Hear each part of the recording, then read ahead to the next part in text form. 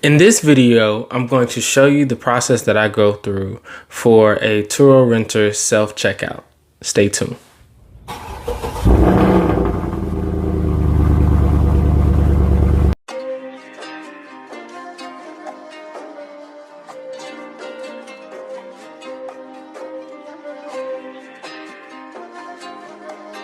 Arriba.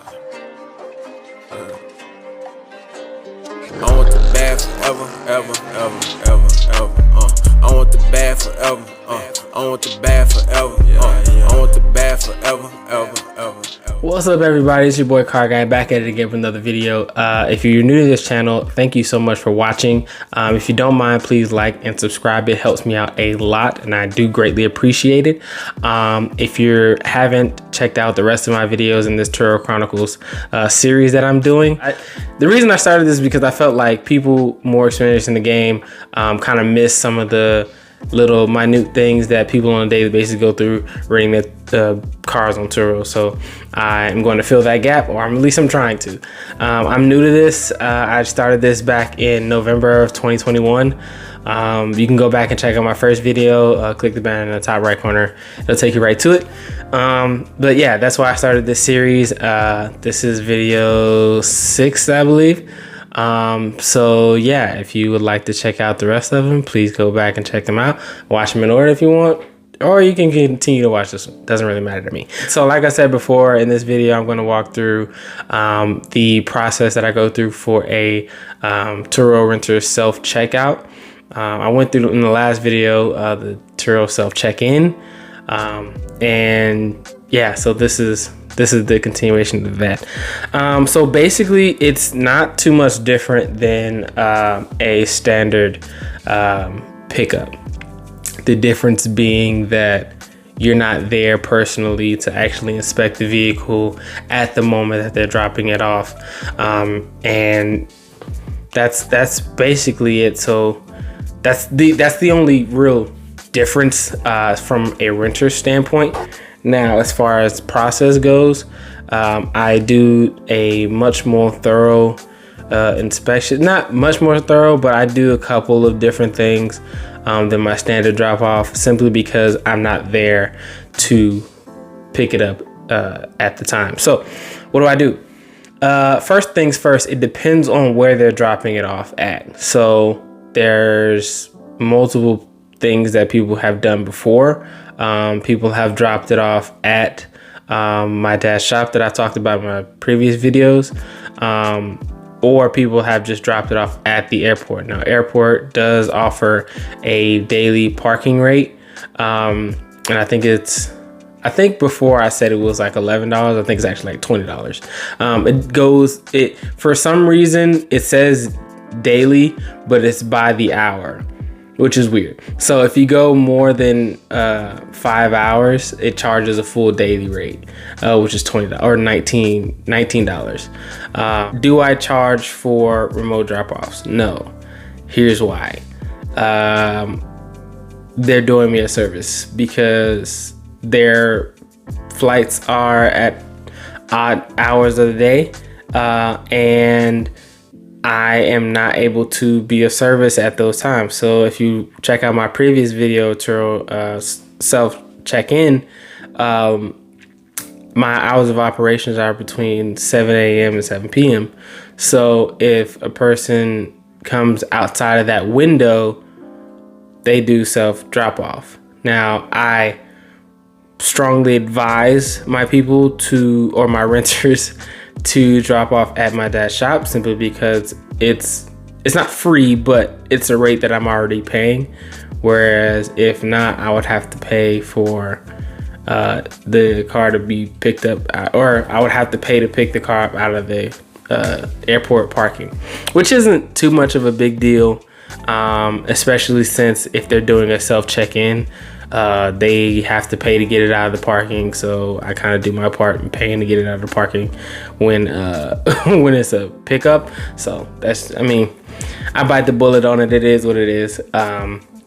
So yeah, I make sure that when they do drop off the car, that they document the location very, very well, being that they take a picture of where it's parked. They take a more zoomed out picture of where it's parked, and they take a picture of the labeling on the parking structure that they park it in. If they don't park it at my dad's shop, if it's at my dad's shop, you leave it anywhere. I know where it's at. But if it's not there, if it's at a parking lot, airport parking, then yeah, I make sure that they document that. If they do not document the location very well, I do have trackers on there that are very accurate. As far as like I can track my car down to within 20 yards. So it's pretty accurate. So yeah, I if they don't document it well, or they can't explain where, because a lot of people aren't from here and don't know Atlanta Airport that well, so they may think, oh yeah, I parked it in a daily parking, and come to find out it's parked in like long-term parking way out of the way or something like that. I've had people park it at a different airport actually, which is wild. But you know, it is what it is. So yeah, I make sure that they document as best that they can the location of my vehicle. I make sure that when they do leave the vehicle there, that they put the key inside a Faraday bag and put the Faraday bag inside the lockbox that they found it in, and do their best to lock the car. So with locking the car with a lot of these remote lock and unlock cars, I know with certain Jeeps, when you lock the car key inside the car and try to walk away, it will unlock the car automatically. So what I do is I'll tell them to lock the car, and I always make sure that I stay up or I get up when they are actually dropping off the car, just so that if something does happen to where they say, oh yeah, I locked the car, and I check on my app that it's unlocked, I'll go ahead and lock it with my phone. That's just something that I do. It sucks sometimes because people drop their cars off at like 4 or 5 o'clock in the morning and I'm asleep, or I try to be, but I have to be up in order to check. And then if they say they locked it and I check it and it's locked, then I can just go back to sleep. It's great. But yeah, so that's what I do as far as locking the car, locking the key inside of there. I also make sure that the same thing when I do a remote drop off, I make sure that they leave the parking pass or whatever ticket that they give you to get out of the parking lot in the car. That way I can get out of the car, get out of the parking structure myself, because it would suck if I can't. But the great thing about Atlanta Airport is that if you leave or lose your parking pass, they charge you a flat fee. Now, it is expensive, obviously, but you can still get out of the parking garage. I have been in situations where, not at Atlanta Airport, but where if you lose your parking pass, you're kind of stuck. And it's a whole headache. So yeah, I make sure that they leave the parking pass in the car so that I can get out of the parking garage, or the parking structure wherever it's parked at. I pretty much just go pick up the car and do the same process that I would do normally. I either call an Uber to get to the airport, or I will hitch a ride with somebody that I know close by or at my dad's shop or something like that, and pick up the car, take pictures of where it's at. I always take pictures of where the car is, how I picked it up, where I picked it up, saying space I picked it up in, make sure that the mileage is documented, the fuel is documented, all that stuff. Even though Turo a lot of times requires the renter to upload pictures themselves to the platform when they're dropping off a car, I also upload them myself just to be sure that the photos match up. Yeah, so once I've documented the condition, like I have in several other videos, I've talked about this, where I go through a thorough inspection, and yes, I do most of that inspection in the spot that is picked up in, other than the things that I can't do and I have to do at the shop.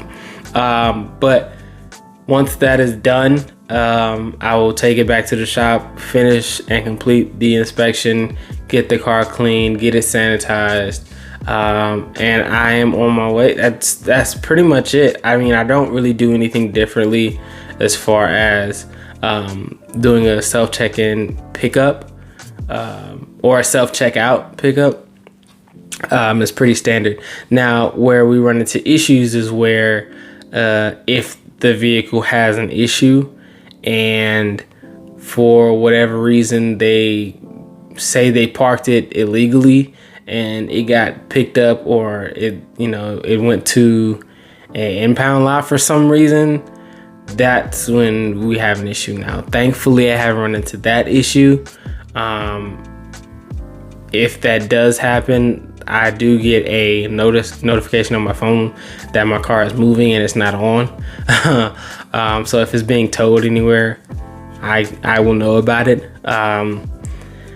And hopefully that never happens, but if it does, I'll make sure I make a video on it. So yeah, that's basically how my Turo check-ins, self-checkouts go. Yeah, if you guys have any questions, my Instagram is here. You can always DM me. I'm very friendly. I'm also in a lot of Turo groups on Facebook. Turo Host Atlanta, Turo Host, and Turo Blacklisted, my group. So yeah, that is all for this video. I hope you guys liked it. And I will see you in the next one. Peace.